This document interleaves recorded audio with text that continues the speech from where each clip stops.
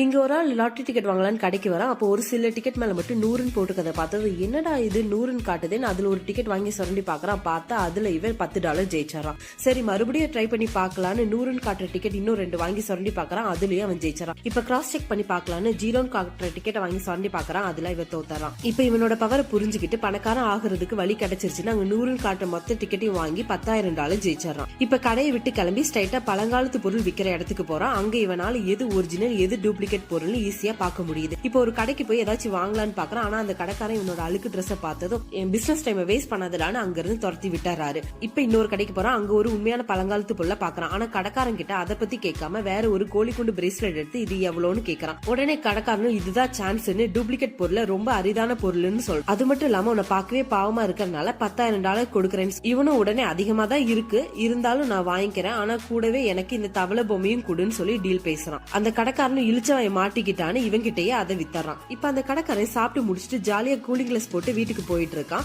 அப்ப அந்த ஆளு இவன் கிட்ட இருந்து வாங்கின அந்த தவளை வாயில இருந்து ஒரு மணியை ஒரு வயசானவர் $1,00,000 வாங்குறேன்னு சொல்றதை கேட்டதும் இந்த கடைக்காரன் அது என்னோட மணி இவன் கிட்ட இருந்து ஏமாத்தி வாங்கிட்டான்னு சொல்ல அதை கேட்டதும் அவன் என்னது நான் ஏமாத்துறேன், இந்த கோழிகுண்டு மணியை என்கிட்ட யாரு $10,000 வித்ததுன்னு சொல்ல அவன் எதுவும் பேச முடியாம அங்க இருந்து நைஸா கிளம்பிடுறான். உங்களுக்கு இந்த மாதிரி ஒரு பவர் கிடைச்சதுன்னா நீங்க மத்தவங்க கிட்ட இருந்து பொருளை உண்மையான ரேட் சொல்லி வாங்குவீங்களா இல்ல கம்மியான ரேட்ல வாங்குவீங்களான்னு மறக்காம கமெண்ட்ல சொல்லிட்டு போங்க.